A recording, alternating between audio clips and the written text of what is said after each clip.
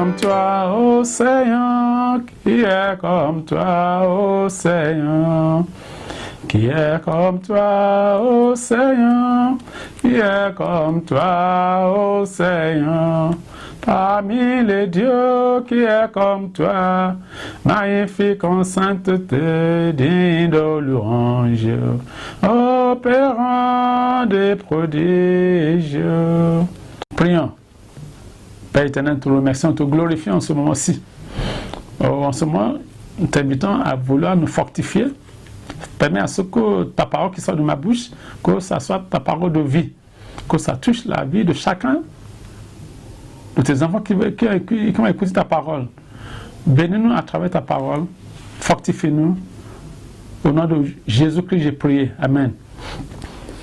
Bien-aimés, le texte de cette prédication est tiré du livre de l'évangile de Matthieu, chapitre 24. On lit d'abord le verset 2 au 6e verset. Mais il a dit, voyez-vous tout cela? Je vous le dis en vérité, il ne restera pas ici pierre sur pierre qui ne soit renversé. Il s'assit sur la montagne des Oliviers. Et les disciples vinrent en particulier lui poser cette question. Dis-nous, quand cela arrivera-t-il? Et quel sera le signe de ton avènement et de la fin du monde? Jésus leur répondit, prenez garde que personne ne vous séduise, car plusieurs viendront sous mon nom, disant, c'est moi qui suis le Christ. Et séduiront beaucoup de gens. Vous entendrez parler de guerre et de bruits de guerre. Gardez-vous d'être troublés, car il faut que ces choses arrivent. Mais ce ne sera pas encore la fin. Amen. Bien-aimés dans le Seigneur, cette prédication s'intitule « Les signes que la fin approche ». Les signes qui indiquent que la fin approche. Voilà, la fin des temps. Quand le Seigneur, il va revenir dans sa gloire pour juger le monde. Quels sont les signes? Les signes qui indiquent que la fin approche. Comme on vient de voir tout à l'heure, le Seigneur Jésus a dit, plusieurs choses arriveront, se passeront. Il ne faut pas qu'on soit perturbé. Il y aura des guerres, des récits de guerre, de conflits, de tremblements de terre, il y aura énormément de choses. Mais il dit, ce n'est pas encore la fin, cela indiquera l'approche de la fin. Et nous voyons, en ce jour-ci, en ce moment-ci, en ce début du 21e siècle, on a des signes de la fin partout dans les continents. Il y a des tremblements de terre, il y a toutes sortes de choses, d'événements, des incendies partout, incontrôlables, des choses arrivent, des eaux bizarres. On voit même des choses qui arrivent là. Les activités sociales qu'on voit partout qui sont contraires à ce que l'Écriture sainte permet. Et ça prend plusieurs noms. Oh, la liberté, plusieurs choses arrivent partout. Oui, sont les signes que la fin approche. Voyons encore le livre de 1 Timothée chapitre 4. 1 Timothée chapitre 4, chapitre 4, verset 1 au 3e. 1 Timothée chapitre 4, verset 1 au 3e. Mais l'Esprit dit expressément que dans les derniers temps, quelques-uns abandonneront la foi pour s'attacher à des captives, pour s'attacher à des esprits séducteurs, à des doctrines de démons, par l'hypocrisie de faux docteurs portant la marque de la flétrissure dans leur propre conscience. Ils prescrivent de ne pas se marier, de s'abstenir d'aliments que Dieu a créés pour qu'ils soient pris avec action de grâce par ceux qui sont fidèles et qui ont connu la vérité. Et ce sont des choses qui s'arrivent. Oui, les gens disent non, de ne pas se marier.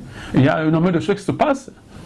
Rien ne nous empêche d'annoncer, de dire la vérité. Le mariage des gays, oui, c'est ça. Le lesbianisme, ce sont des choses qui arrivent partout. Oh non, non, les femmes disent non, aux jeunes femmes de se méfier des hommes, de plutôt se rapprocher les unes des autres. Ce sont de faux enseignements qui se répandent partout dans le monde entier déjà. Oui, et on sait que ces événements-là sont contraires. Ce sont des choses que Dieu a interdites à Sodome et à Gomorrhe. C'est pourquoi Dieu, à cause de ces événements graves, que Dieu a détruit. Mais voilà, au nom de la liberté, des choses arrivent. C'est-à-dire, vraiment, on voit qu'il y a suffisamment d'évidence, de preuves concrètes que la fin du temps approche, que Dieu soit avec nous. Nous devons nous mettre de garde. Faites attention. Vous les croyants, restez attachés à la parole d'évangile, à l'écriture sainte. Ne vous laissez pas séduire par les fausses doctrines, de faux enseignements. Donnez pas des gens partout. Que Dieu soit avec nous.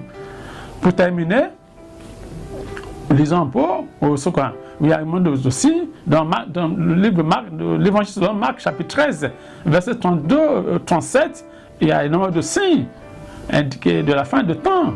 Et aussi dans l'évangile selon Luc, chapitre 21, verset 34 au 36e. Il y a des signes. Il y en a là aussi.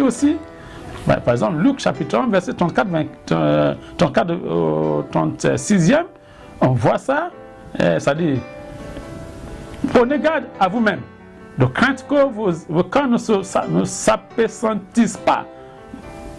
Ne s'appétissent par les excès de manger et de boire et par les soucis de la vie, que ce jour ne vienne pas